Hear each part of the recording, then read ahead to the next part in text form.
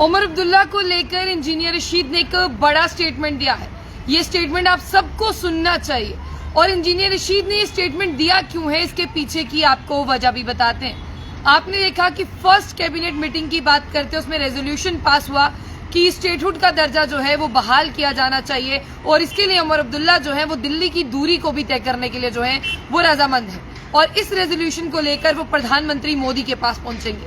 चाहे पीडीपी हो, चाहे इंजीनियर रशीद हो, चाहे शहजाद गनी लोन हो, साफ तौर पर उनका ये कहना है कि मैनिफेस्टो में अगर जिक्र था स्टेटहुड का, 35A का और 370 का, तो यहाँ पर रेजोल्यूशन की अगर हम बात करते हैं उसमें भारतीय जनता पार्टी की अगर हम बात करें, उन्होंने बार बार कहा है कि हम आपको जो है वो स्टेटहुड दे देंगे, लेकिन उसके बावजूद भी उमर अब्दुल्ला ने लोगों से वोट लिए हैं और लोगों को ये कहा है कि मैं आपको 370 जो है वो वापस ला कर दूंगा।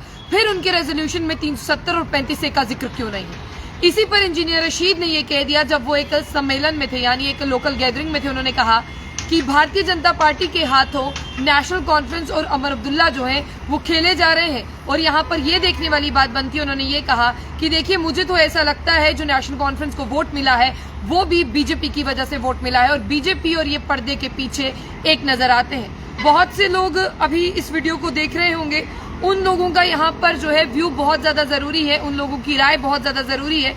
क्या उन्हें भी इंजीनियर रशीद की तरह ऐसे ही लगता है कि उमर अब्दुल्ला जो है वो भारतीय जनता पार्टी के हाथ का एक खिलौना है? और उन्होंने ये भी कहा कि आर्टिकल 370 को लेकर जब कहा गया था लोगों को कि हमें वोट दीजिए, हम 370 वापस लाएंगे, फिर अब वो बात पूरी क्यों नहीं हो रही है? अब अगर कैबिनेट में रेजोल्यूशन पास किया गया है तो उस कैबिनेट के रेजोल्यूशन में सिर्फ ये क्यों है कि हमें स्टेटहुड चाहिए? स्टेटहुड तो जो है प्रधानमंत्री नरेंद्र मोदी और गृहमंत्री अमित शाह ने कहा था कि आपको मिलेगा। स्टेटहुड तो जम्मू कश्मीर के लोगों को मिलना ही है, असली मुद्दा स्टेटहुड नहीं है। असली मुद्दा है 370 और 370 के साथ साथ अगर हम बात करते हैं 35A।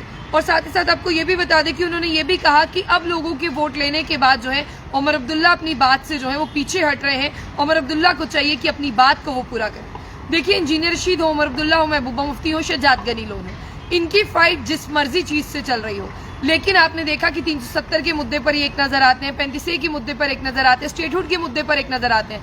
आप यकीन जानिए, कल जब हमने आपको एक खबर बताई थी उसमें शहजाद गनी लोन, महबूबा मुफ्ती और इंजीनियर रशीद का जिक्र था कि हम जो है उन्हें सपोर्ट करेंगे। किसे सपोर्ट करेंगे? उमर अब्दुल्ला को सपोर्ट करेंगे। उनकी सरकार का भी वेलकम करते हैं अगर वो सरकार जो है आगे की तरफ, तरक्की की तरफ जा रही है। लेकिन कल से आज में 24 घंटे भी नहीं हुए हैं और 24 घंटों में जब आपको बता दें उमर अब्दुल्ला ने कैबिनेट की मीटिंग ली और कैबिनेट की मीटिंग लेने के बाद में उन्होंने जो रेजोल्यूशन पास किया है स्टेटहुड को लेकर, उसे लेकर ये सारे कश्मीरी लीडर्स जो है वो नाराज नजर आ रहे हैं और उनका साफ तौर पर ये कहना है कि उमर अब्दुल्ला अपनी बातों से पीछे हट रहे हैं। उन्होंने डॉक्टर फारूक अब्दुल्ला के बयान को भी यहाँ पर कंसिडर किया। आप जानते हैं कि चुनावों से पहले यहाँ पर डॉक्टर फारूक अब्दुल्ला ने एक बयान दिया था और उस बयान में डॉक्टर फारूक अब्दुल्ला ने ये कहा था कि अगर 100 साल भी लग जाएं तब भी हम 370 के लिए फाइट करेंगे। तो वही अब इंजीनियर रशीद हो, पीडीपी हो और उसके साथ शहजाद गनी लोन हो, उनका ये कहना है कि ऐसे नहीं करना चाहिए, उन्हें जो है अपनी बात पर कायम रहना चाहिए। अभी लोगों ने 2 ही दिन में जो है वो वोट दिए हैं, अभी लोगों ने इन्हें चुना है और ये वही लोग हैं जो स्टेटहुड की बात करते हैं और जो स्टेटहुड चाहते हैं। लेकिन यहाँ पर बात करने के साथ साथ जो है अब उमर अब्दुल्ला की जो यहाँ पर बता दें उन पर सवाल खड़े हो रहे हैं। हाल ही में 16 तारीख की अगर बात करते हैं, उन्होंने मुख्यमंत्री पद की शपथ ली थी और जम्मू कश्मीर के यूटी के वो पहले मुख्यमंत्री बने थे।